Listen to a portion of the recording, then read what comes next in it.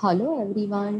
Today's our subject name is Manufacturing Engineering 1, Unit 2, Metal Working Processes, and the topic name is Extrusion Process. Objective of this video lecture: extrusion process, direct or forward extrusion process, indirect or backward extrusion, tube extrusion, side extrusion, cold or impact extrusion. Advantages of extrusion process. Extrusion process. It is a process of manufacturing product from metal block by passing through die with application of force. This process is used for plastic material or at plastic level temperature. Extrusion process એટલે એક એવી મેન્યુફેક્ચરિંગની process છે કે જેમાં product બનાવવા માટે મેટલના એક બ્લોકને એક ડાઈમાંથી પાસ કરવામાં આવે છે અને એ મેટલના બ્લોકને એ ડાઈના માંથી પાસ કરવા માટે ફોર્સ આપવામાં આવે છે. અહીં આપણે જોઈ શકીએ છીએ કે આ મેટલનો બ્લોક છે અને એ મેટલના બ્લોકને અહીંયા ફોર્સ આપવામાં આવે છે અને આ આગળ જે ડાઈ છે એ ડાઈમાંથી એ મેટલનો બ્લોક બહાર નીકળે છે. And now it is obvious કે મેટલનો બ્લોક સોલિડ ફોર્મમાં હોય અને એના ઉપર આપણે ગમે તેટલું પ્રેશર આપીએ તો એ આવી રીતે ડાઈમાંથી ઇઝીલી ના નીકળી શકે, એટલે એને ગરમ કરવો પડે છે સમવટ. એ પ્લાસ્ટિક લેવલ ટેમ્પરેચર સુધી એને ગરમ કરવો પડે છે. એ પછી એને જો પ્રેશર આપવામાં આવે તો એ ડાઈનું જે એપર્ચર છે, જે હોલ છે, એમાંથી એ બહાર નીકળી શકે. અહીંયા કમ્પ્રેશન ફોર્સ લાગે. એ પછી આ પ્રોસેસ પ્લાસ્ટિક મટીરિયલ માટે અથવા તો મેટલ માટે જો યુઝ કરીએ તો એને પ્લાસ્ટિક લેવલ ટેમ્પરેચર સુધી ગરમ કરવામાં આવે અને પછી કરી શકાય. આ પ્રોસેસને ડાયરેક્ટ એક્સટ્રુઝન પ્રોસેસ કહેવામાં આવે છે. આ કન્ટેનર છે કે જેની અંદર મેટલનો બ્લોક રાખવામાં આવે છે, આ ડાઈ છે અને આ એક્સટ્રુડેડ પ્રોડક્ટ છે. અહીંયા રેમની મદદથી ને ફોર્સ આપવામાં આવે છે. એક્સટ્રુઝન પ્રોસેસ સિમ્પલી સમજવી હોય તો ટૂથપેસ્ટ જે છે એ મેટલનો બ્લોક છે સમજી લઈએ, અને ટૂથપેસ્ટ જ્યાંથી આપણે નીકાળી છે એ આગળનું પોર્શન એ ડાઈનું હોલ છે અને આપણે પાછળથી એને કમ્પ્રેશન ફોર્સ આપીએ છીએ. એટલે એ જે પ્રોસેસ છે કે પાછળથી આપણે પ્રેશર આપીએ અને આગળથી ટૂથપેસ્ટ જ્યારે લઈએ ત્યારે મોટો ડાયામીટર હોય છે, પણ જ્યારે એને હોલમાંથી નીકળે ત્યારે નાનો ડાયામીટર થઈ જાય છે બ્રશ પર જ્યારે આપણે એપ્લાય કરીએ ત્યારે. તો that is one extrusion process. Best example કે જેનાથી આપણે ઇઝીલી સમજી શકીએ. ધો એ પ્લાસ્ટિક નથી કે મેટલ નથી એટલે એને એક્સટ્રુઝન પ્રોસેસમાં આપણે એમ ના કાઉન્ટ કરી શકીએ, બટ સમજવા માટે એક્સપ્લેન આપણી જાતે આપણે સમજી શકીએ કે એક્સટ્રુઝન પ્રોસેસમાં શું થાય તો એ ટાઈપનું થાય. Direct or forward extrusion. The heated billet is placed in the chamber. It is pushed by the ram toward the die. The metal is subjected to plastic deformation, slides along the walls of the chamber, is forced to flow through a die. Direct કે forward extrusion કોને કહેવાય તો કે heated બિલેટ જે હોય એને આવી રીતે ચેમ્બરમાં રાખવામાં આવે છે અને રેમની મદદથી પુશ કરવામાં આવે છે ડાઈ બાજુ, તો જેથી એ ડાઈની બહાર નીકળી શકે. The metal is subjected to plastic deformation. આ મેટલ જે છે પ્લાસ્ટિક ડિફોર્મેશન થાય છે એનું, અને આ જ અહીંયાથી એ બહાર નીકળી શકે છે ડાઈમાંથી એ મેટલ એક્સટ્રુડેડ.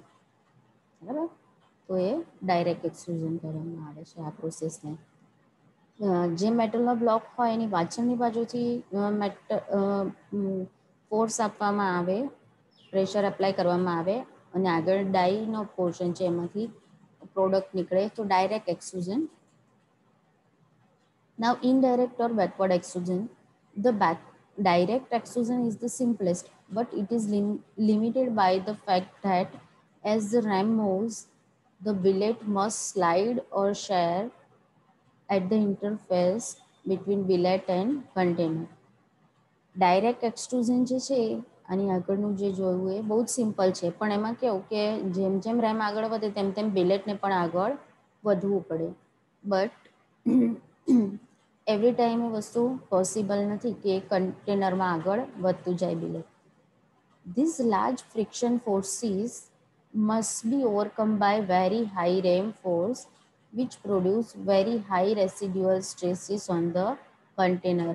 હવે આ વસ્તુ આપણે એલિમિનેટ કરી શકીએ જો વધારે ફોર્સ આપીએ તો. અહીંયા જે બતાવેલું છે ઇનડાયરેક્ટ કે બેકવર્ડ એક્સટ્રુઝન છે.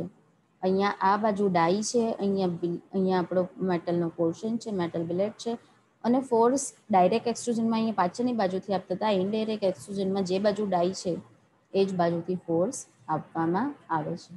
આ ઇનડાયરેક્ટ એક્સટ્રુઝન છે. ડાયરેક્ટ એન્ડ ઇનડાયરેક્ટ એક્સટ્રુઝન અહીંયા બે બતાવેલા છે. અહીંયા મેટલનું બિલેટ છે, અહીંયા ડાઈ છે, અહીંયાથી એક્સટ્રુડેડ પાર્ટ નીકળે છે. આ રેમ અહીંયા ફોર્સ આપવામાં આવે છે. ઇનડાયરેક્ટ એક્સટ્રુઝન મેટલનું બિલેટ છે, આ ડાઈ છે, અહીંયાથી બહાર નીકળે છે અને અહીંયાથી ફોર્સ આપવામાં આવે છે આ બાજુ. બરાબર.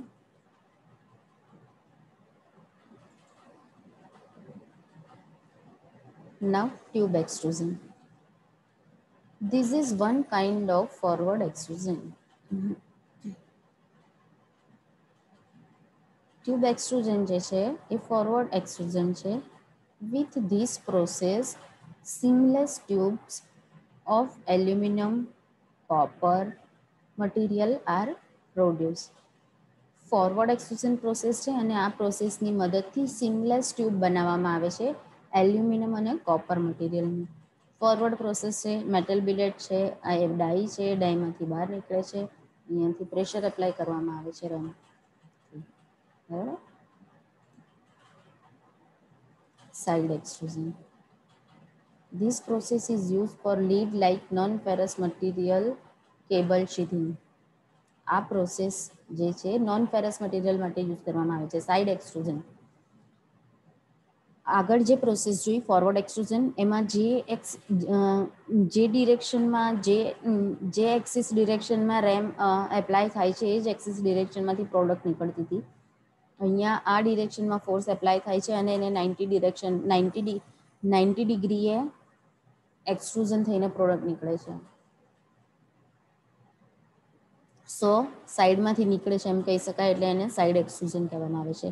આ પ્લેટ છે, આ પંચ છે અને એક્સટ્રુઝન થયેલી પ્રોડક્ટ અહીંયાથી બહાર નીકળે છે. આ ડાઈ છે.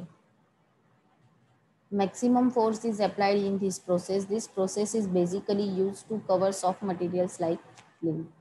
આ પ્રોસેસમાં મેક્સિમમ ફોર્સ આપવો પડે અને એટલા માટે લીડ જેવા સોફ્ટ મટીરિયલ માટે સાઇડ એક્સટ્રુઝન પ્રોસેસ યુઝ કરવામાં આવે છે.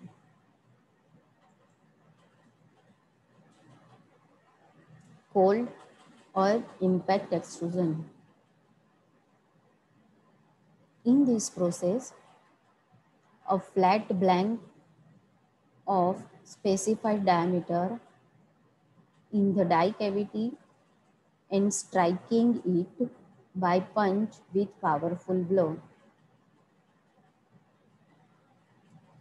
કોલ્ડ એક્સટ્રુઝનમાં એક ફ્લેટ બ્લેન્ક હોય છે ચોક્કસ ડાયામીટરનો, એને આવી રીતે ડાઈની કેવિટીમાં રાખવામાં આવે છે અને એના ઉપર પંચ એપ્લાય કરવામાં આવે છે, પાવરફુલ પંચ એપ્લાય કરવામાં આવે છે. The material get heated up and become plastic and is forced to squirt up around the punch. એટલે એવું બને છે કે જે મટીરિયલ છે એ મટીરિયલ ગરમ થાય છે અને પ્લાસ્ટિક સ્ટેટ સુધી પહોંચે છે અને પછી જે પંચનો જે શેપ હોય એ શેપ એ મેળવે છે. પંચનો આવી રીતે રેક્ટેન્ગ્યુલર શેપ છે, તો જે અહીંયા રાખેલો વર્કપીસ જે છે એનો શેપ અહીંયા પંચ જેવો બની જાય છે અને એ પાર્ટ બની જાય છે એ શેપમાં. ક્લિયર? તો આ કોલ્ડ ઓર ઇમ્પેક્ટ એક્સટ્રુઝન. ઇમ્પેક્ટ આપવામાં આવે છે એટલે ઇમ્પેક્ટ એક્સટ્રુઝન કહેવામાં આવે છે. વર્કપીસને ગરમ નથી કરવામાં આવતો એટલે cold extrusion. Now advantages of extrusion process. Extrusion પ્રોસેસના એડવાન્ટેજીસ શું છે એ જોઈએ. Better surface finishing, surface finish સારી મળે છે એક્સટ્રુઝન પ્રોસેસથી. મિનિમમ ટૂલિંગ કોસ્ટ, એની જે ટૂલિંગ કોસ્ટ છે એ ઓછી છે. Intricate shape can be produced, એવા જે ઇન્ટ્રિકેટ શેપ છે એ જે નોર્મલી બીજી પ્રોસેસથી ના બને તે આનાથી બની શકે છે. માસ પ્રોડક્શન શક્ય બને છે એક્સટ્રુઝન પ્રોસેસમાં. Thank you everyone. Rest of the portion we will see in next video lecture.